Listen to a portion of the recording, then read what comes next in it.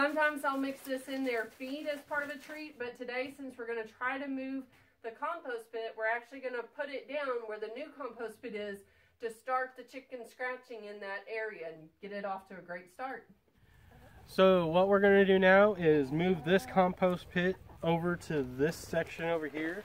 We'll move all the stuff up here and the tarp and just basically either flip this over or just pick it up and move it over as best we can.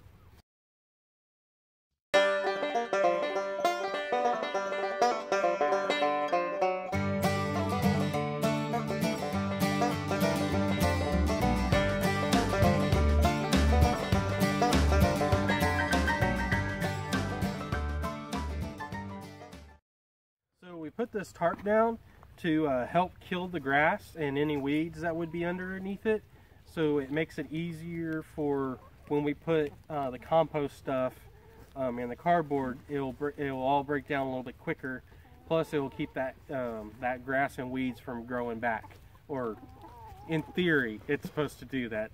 We'll see if it actually works. So this area is going to be more of a patch, which will be different than our beds over there. The beds over there are going to be more for doing crops that we can just do in rows, whereas this will be more vegetables that kind of like to spread out and go all over the place, like squash, pumpkin, cucumbers, different things like that.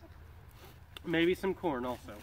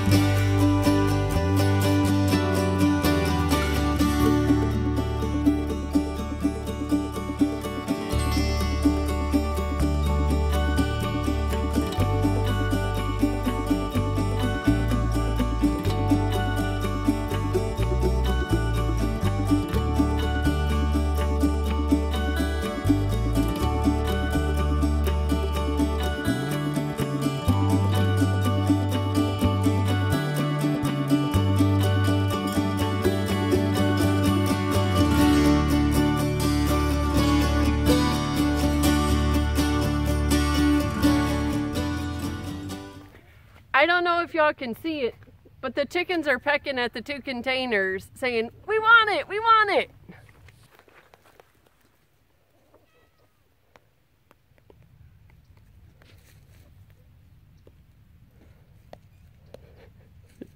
Silly chickens. Compost from inside.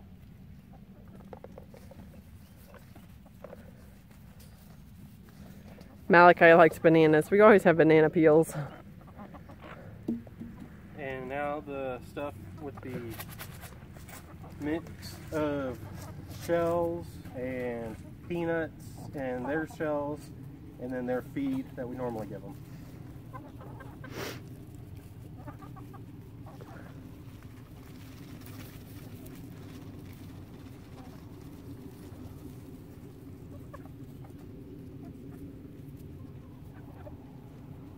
You may be wondering, why are we messing with a compost pit instead of a compost bin? Especially when we have compost tumblers. We have 3 of those. Yes, and we spent a pretty penny on those compost tumblers. The reason we don't use the compost tumblers more is, honestly, we're kind of lazy with so many things to do on the homestead. Even though it's a simple turn and crank, a crank turn to turn those every day, we usually didn't do it every day. And so without that and without enough wet material in with the leaves that we put in, it wasn't going to compost quickly. So we were wanting kind of a lazier, less time intensive method. And we've done compost pits before, but they're kind of small, and with chickens like to scratch and spread. And when they spread from a bin, it gets outside of the bin because the bin's too small. But with the pit, they can scratch, they can do part of the work for us, and it stays relatively contained within the pit. And that was an idea that I got from Edible Acres. I'll see if I can find his actual video, and if so, we'll link it there. But if not, I'll at least leave a link to his channel, because honestly, he's the one that had a video about it, and I was like, that is such a great idea. Because I'd been wanting the chickens to do some of the work, kind of like Justin Rhodes mentions, because Justin Rhodes uses... Watch that. Huh? It's on. Oh. I got shocked by it. It actually wasn't that bad. Anyway, Justin Rhodes uses one of these fence nettings, and he has his chickens inside, and then he just dumps the compost in and lets the chickens spread it there, because eventually that area inside will become his large garden patch. And we like that idea, and I wanted to use some of that concept, but we wanted our chickens to do a little more free ranging instead of staying in one spot for so long. Now, some of our chickens in the future we might do that with, like young roosters. We might put them, that's why we started that thing, portable coop that has been sitting there since the day we worked on it first. In like June? Yeah, in the spring. But anyway, but for now, since all of our chickens are free ranging, we wanted a system where they could still do some of the work for us to prep for the garden, but they could still roam around and get the green stuff without us having to bring the green stuff to them. So the pit, compost pit, just seemed to be the best combination of all the ideas for the effort and time we realistically had to put into it. Now, we have, to be completely honest, because our garden wasn't as productive as we would have hoped, because this was its first year in these beds. Hopefully next year, as its second year, they'll be even more productive, and that will yield more green organic matter for us to add in, which adds in more moisture, so it's not just paper and leaves and the occasional scrap that the chickens eat most of anyway, because you need that carbon to nitrogen ratio. And ours has been mostly carbon, so we have had to turn it a little bit. The hope is that as our garden gets better and better and better, and we have more of the leaves and trimmings and peelings to put into the compost pit, it'll be that more even ratio, and the chickens will be able to turn it up because it won't get matted down as easily. So just that note that, you know, it's not a perfect system, but we feel that it hopefully will be improved upon this next year when our garden does better, and so we're going to continue with that effort. So we're going to restate our breeds again. I've said them before in other videos, but if you're new to our channel, this will give you a chance to know what kind of chickens we have. This one right here is a Welsh Summer, and we only have 6 right now. Yeah, those are all hens. This one here is a Golden Lace Wyandotte, and we have 5 of those. This one is a Black Astrolort. She's the only one we have, and her name is Helga because she thinks she's the queen and mightiest of all of them. Wait, how is that again? Queen and mightiest of all of them. We also have these Rhode Island Reds. We have 2 of those that are hens.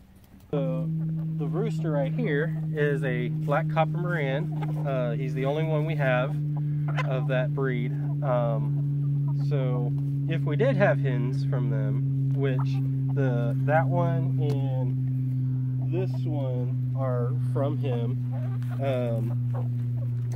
We don't know which hens they're from, but those will have dark chocolate eggs, and so we hopefully will have the dark chocolate eggs.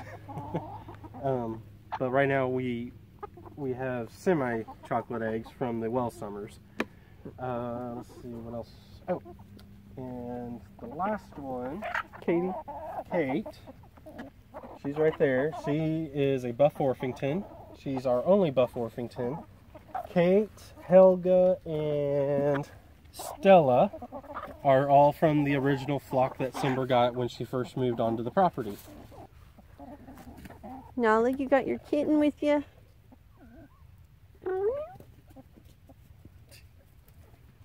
Are y'all boys being frisky and playful? Oh, Nala's gonna get you.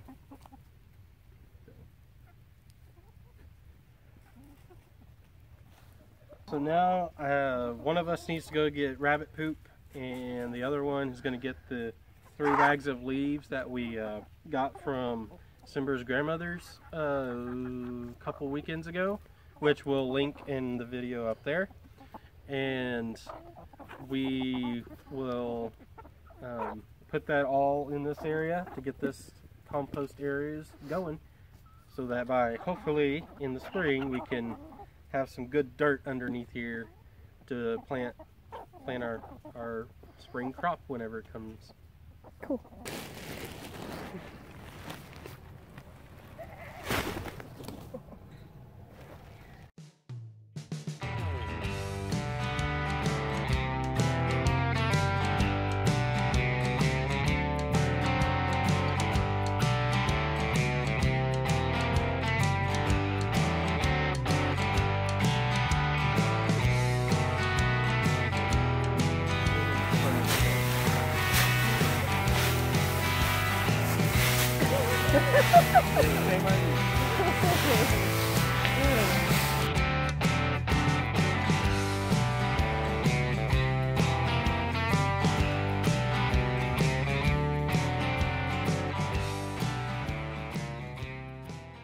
In addition to the leaves, fertilizer, and scraps, we also add our mulch that we get from our free mulch source, and we'll link that video as well. And between all those items, it's turning into a fairly rich soil. Let me show you what's in the compost pit itself. That's a pretty good soil. Now, oh, one other thing I forgot to mention. We also add coffee grounds, the stuff that I get from work that people bring for me, and then we also go by Starbucks and pick up free used coffee grounds there. Makes for a great soil.